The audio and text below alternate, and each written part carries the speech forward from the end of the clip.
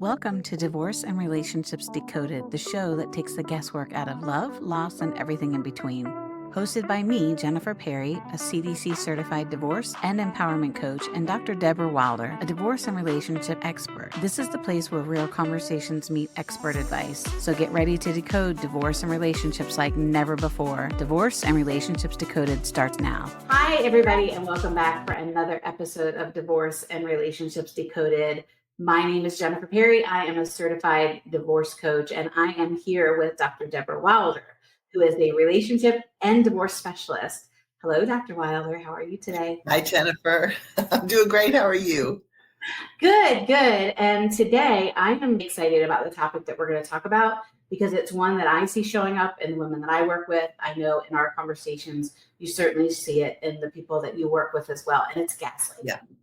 And I want to just share with you, we talked a little tiny bit about it last week when we did our episode, but I want to just share with you the definition of what gaslighting actually is, especially in the divorce, because that's what we're going to talk about today. We're also going to talk about it in relationships as well. Gaslighting in a divorce context involves a form of psychological manipulation where one spouse tries to make the other doubt their own sanity, memories, perceptions of reality.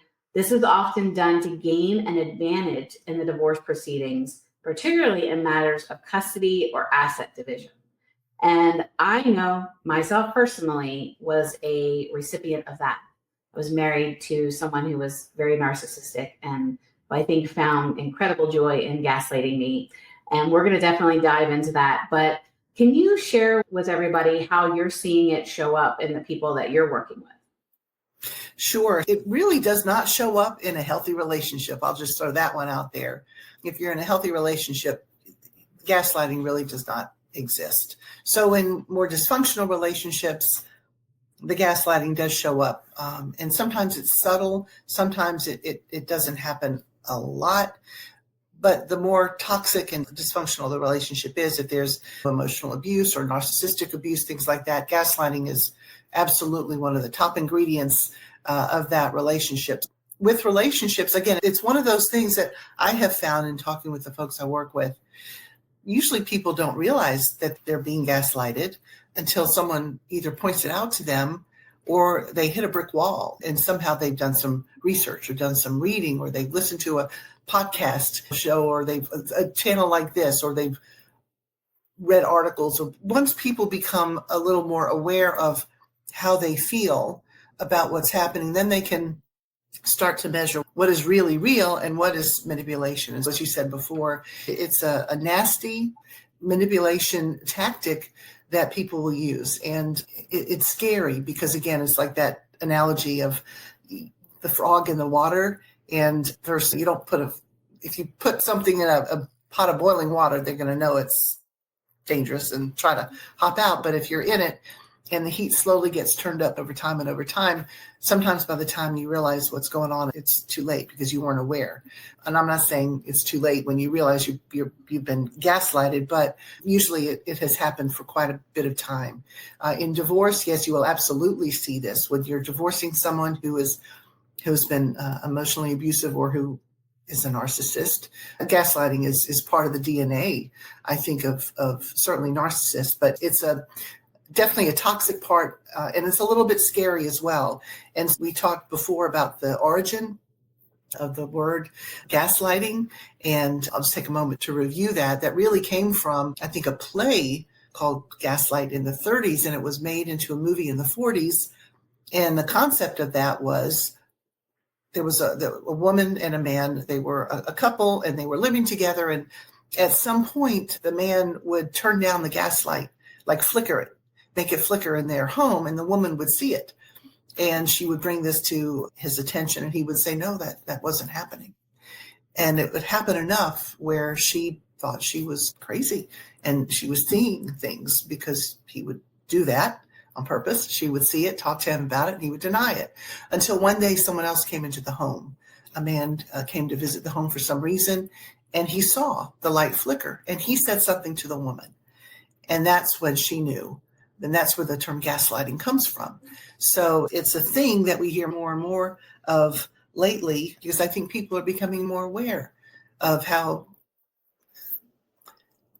difficulties arise in relationships and more aware of how they're being treated and how they feel in relationships. Gaslighting is absolutely a thing. And there's also, and we can maybe talk about this another time too, there's a difference between gaslighting and lying, a significant difference. But I wanted to ask you, Jennifer, you talked about experiences. So I'm curious if you want to share what some of those experiences were like for you. How did that affect you, all the gaslighting that you experienced? For me, it was, I started to doubt myself, even about the simplest things like I never said that, you always twist my words, or you're being irrational, you're making a big deal out of nothing, where you're like, oh, okay, maybe I am. But then the person I was married to gaslit everybody. It was just like a normal, he was very narcissistic, and it wasn't just me. I think I got the most, right? Because I was under his spell and under his control for a long time, but it made me question so much about myself. And even though that was so many years ago, I still find every once in a while, if I'm just in conversation or I read something and I, in my mind, I'm like, am I making a bigger deal of this than it really is? Or this person's response to me, or how they said something, like it creeps in. And I didn't realize that things like that were so in line with somebody who was trying to gaslight somebody else.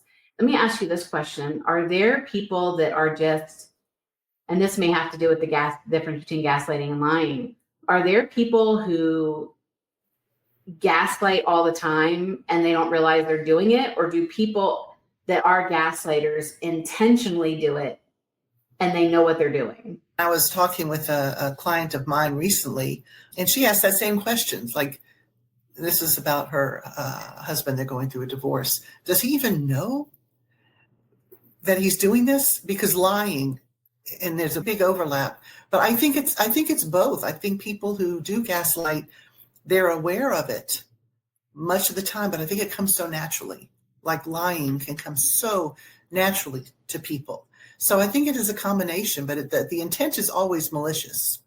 And another thing that happens, I'm sure that happened to you, as you were saying, you start to question your gut instinct. Our gut instincts are very powerful and strong and important. And when we are victims or recipients, those words are interchangeable, we lose that trust in ourselves and in our gut instinct. And so that's something that has to be nurtured once people get out of those sorts of toxic relationships.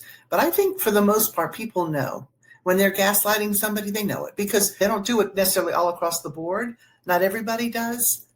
I think when in an intimate relationship, that is the toxic relationship, it happens very often. But these people can also modify their behavior at work. When they can, it really just depends if they're, let's say, a narcissist, and they different kinds of narcissism too, but they might have trouble modifying their behavior in different circumstances or situations. But I think, to answer your question, I think most of the time people do know that they are gaslighting somebody because they recover from that. I know for me, there's a lot that I've carried in my life from my first marriage. It was just abusive in every way possible. But can somebody who, now my first husband was a narcissist and a gaslighter and just a horrible person all the way around. The time when he would be abusive towards me was, well, you're the reason. If you weren't doing this or doing that, I wouldn't have to do this, but it's all you. And you start believing it. Okay, I have to modify my behaviors so that doesn't happen. But what started to become very visible to me was, no matter how I modified my behavior, I was still the recipient of what he was going to dish out, essentially. But if somebody in a relationship right now, whether it's a relationship or it's working its way towards a divorce, what are the signs and how can we be aware of them and pull out from underneath of that and advocate for ourselves in that relationship? So there are two questions here. One is really, can you make a difference in how a narcissist treats you by changing your own behavior? And the answer really is no. It doesn't matter what you do. And if you're in that, most of the time I'll say, if you're in that relationship with a narcissist, it doesn't matter what you do. You're constantly walking on eggshells. You're hypervigilant. You're always wondering who's going to walk in the door. And you're damned if you do and you're damned if you don't. There's going to be some reason for that person to do what he or she does. Men and women can be narcissists. The victim or the recipient, doesn't matter what that person does, because that person is already in that system. And that's a tough one to get out of. And then you talk about recovery. So I guess there are three questions. One is, can you make a difference? Can your behavior make a difference in how a narcissist treats you? Basically, no. Can you recognize when you're being gaslighted? Yes, at some point, there's kind of psychoeducation. When you learn about what it is, examples just like what you were reading talking about before with financial gaslighting, all sorts of ways to be manipulated. And so once people become a little more educated and knowledgeable, that mixed with your listening to what your gut is telling you, and if you're being accused of lying or gaslighted over and over again, at some point you can hopefully start seeing the pattern. Right. And then, yes. And so recognizing it is hard, because by the time someone recognizes it, a lot of times their self-esteem and their self-worth are pretty low, and their sense of ability to assess the situation has also been decreased. So retraining and lifting that veil of toxicity, it takes a long time, and it takes a lot of work and a lot of effort and a lot of support, which is one of the things that we do, helping people through divorce when these things exist. I want to just distinguish between, let's say, an emotional abuser. So not every emotional abuser is a narcissist. I think I said that maybe last time, but every narcissist is an emotional abuser. And sometimes with emotional abusers, and I'm not excusing their behavior at all, but sometimes this is just what they know. Right. And what they think is okay in a relationship. Yeah, it's okay to yell and scream or do these things in a relationship because that's the way they grew up, and that's what they think is okay. That's what they learned. Again, not to excuse it, but that's different. That's different sometimes from the malicious intent of a narcissist. And then to go to the difference between lying and gaslighting. So this is another thing, another way to maybe tell if someone is gaslighting you or just lying. Lying's not so good either, but it's a little bit different. Is a lie is based on a situation.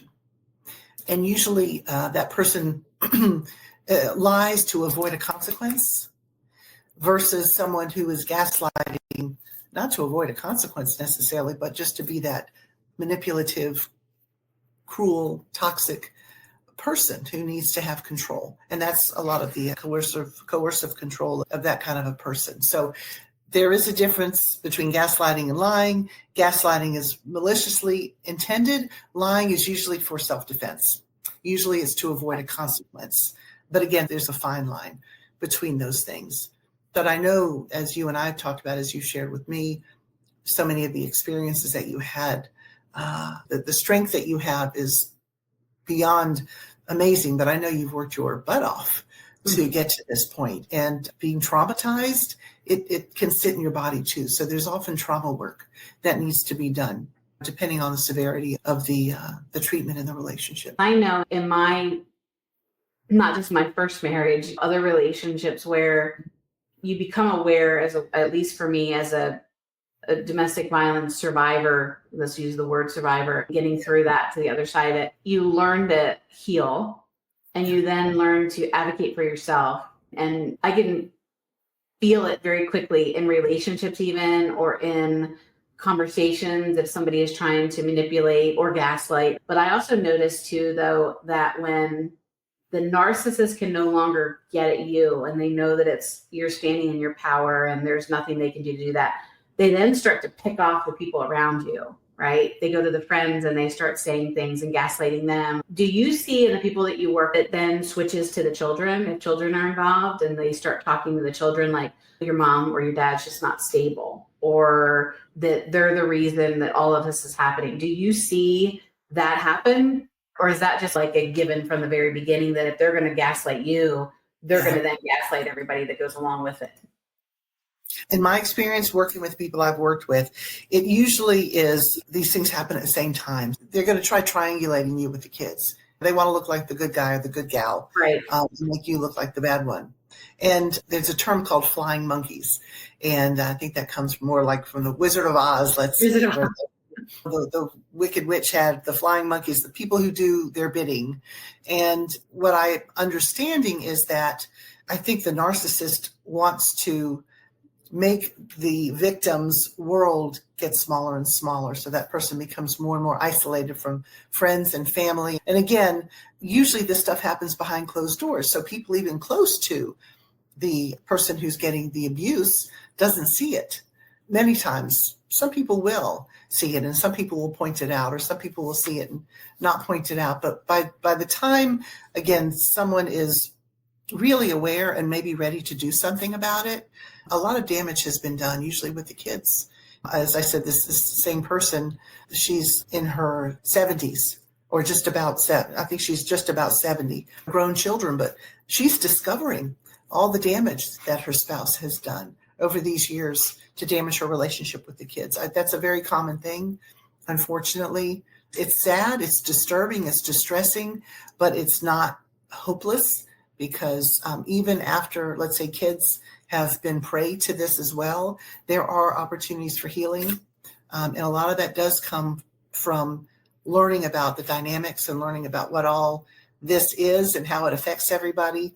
But there's hard work, as you well know, there's hard work that goes into healing. And it does take a long time, because you've got to rebuild that self-confidence and you've got to rebuild trust, not only trust in other people, but trust in yourself as well. And I think one of the things you had mentioned too, like when I was first married, it was 28 years ago, right? So it feels like forever ago because I'm only 29.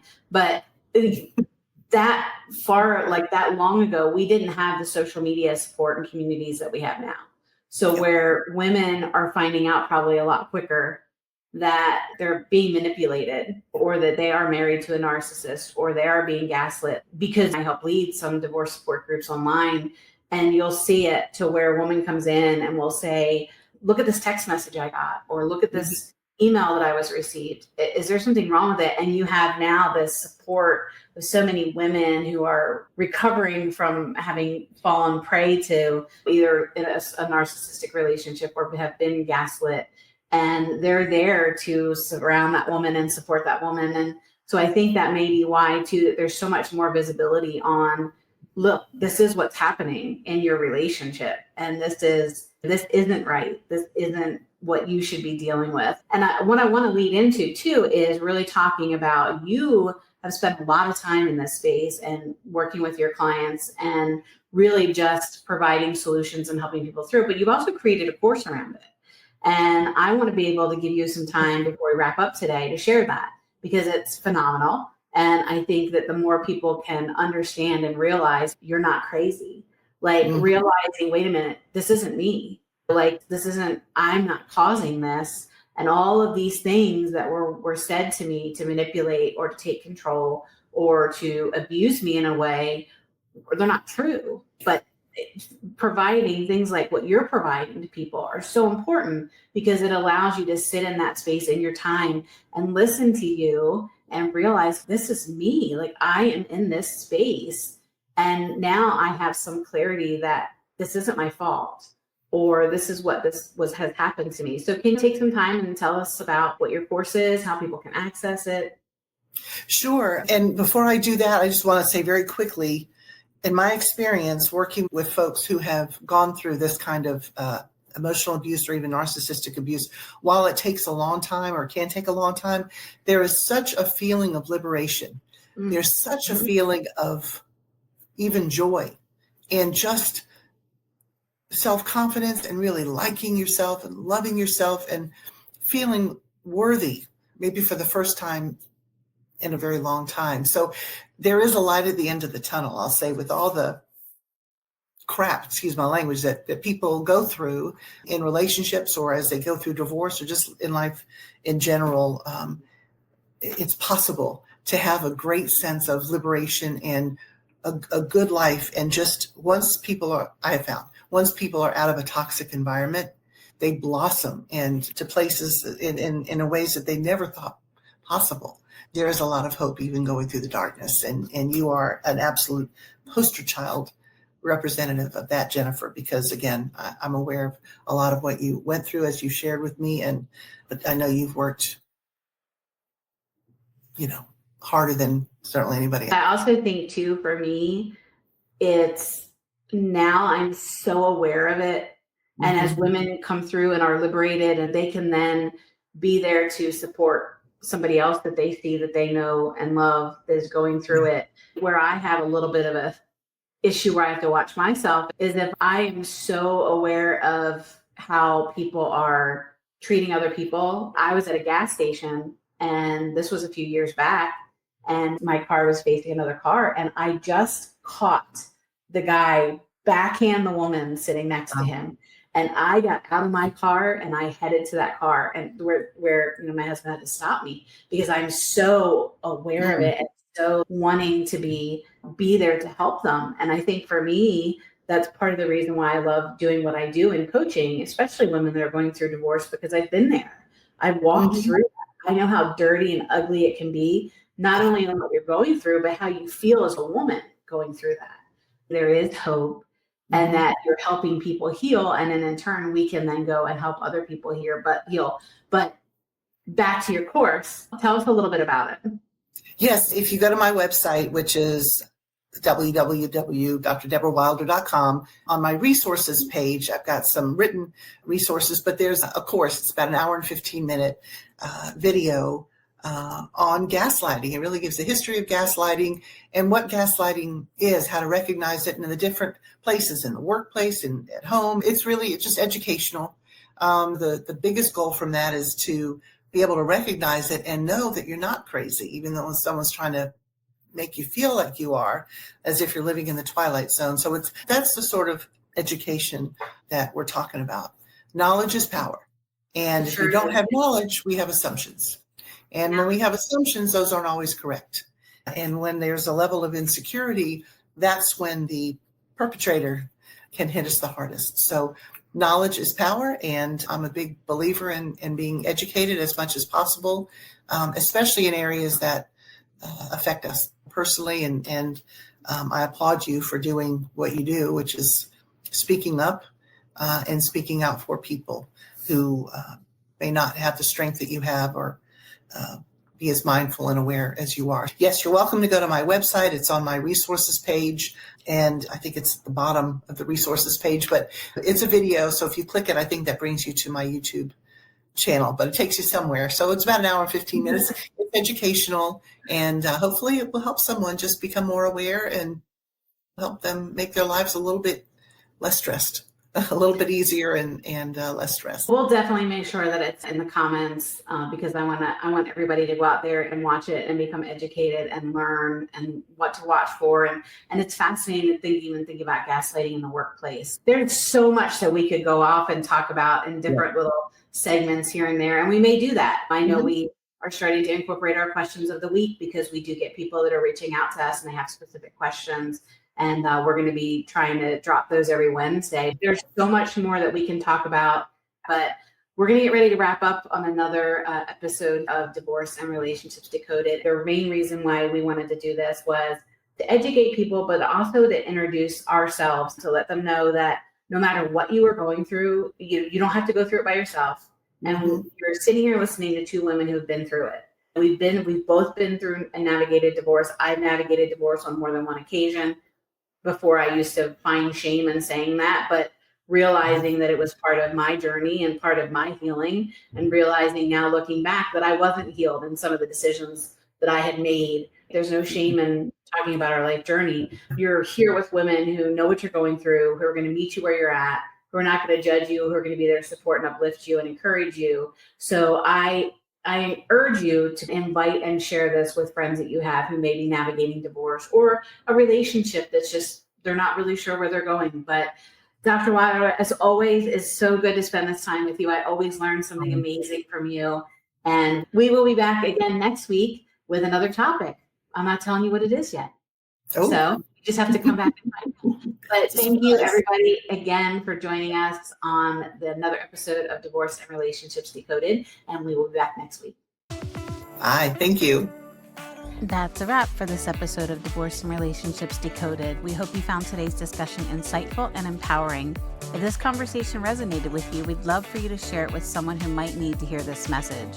Remember, healing, growth, and transformation happens one conversation at a time. If you have a question, a story, or a topic you'd love for us to explore, we'd love to hear from you. Drop us a note at questions@drdecoded.com. Your thoughts and experiences are always welcome here. Thank you for joining us, and we'll see you next week for another insightful episode of Divorce and Relationships Decoded.